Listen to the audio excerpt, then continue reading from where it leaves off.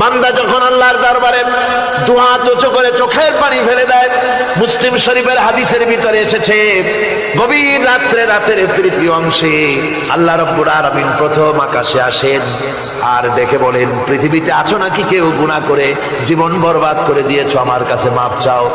ঋণগ্রস্ত আছো, অসুস্থ আছো, অপমানিত আছো, কে আছো মাজলুম, আমাকে ডাকো, আমার কাছে বলো, আমি ডাকে সাড়া দেব, জীবনের আশা পূরণ করে দেব। ওই সময় যেই সমস্ত লোকেরা কাঁদে তাহাজ্জুদের নামাজ পড়ে, আল্লাহ জিজ্ঞেস করেন ফেরেশতারা, অমুক অমুক দেশে অমুক অমুক বান্দারা কাঁদে কেন? ফেরেশতারা বলে, রব্বুল আলামিন তুমি তো ভালো করে জানো।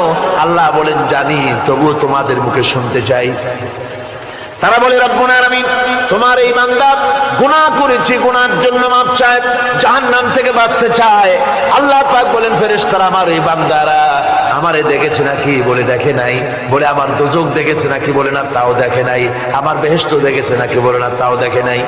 আল্লাহ পাক বলেন, ফেরেশতারা সাক্ষী থাকো, ওরা আমাকে দেখে নাই, আমার বেহেশত দোজখ কিছুই দেখে নাই, শুধুমাত্র আমার নবীর কথা, আমার কোরআনের কথা বিশ্বাস করে আরামের ঘুমকে হারাম করে যেভাবে তারা কাঁদতেছে, সাক্ষী থেকে যাও ফেরেশতারা, আমার রহমতের দরিয়ায় জোশ মেরেছে, আমার ওই ক্রন্দনরত বান্দাগুলিকে আমি আল্লাহ মাফ করে দিলাম।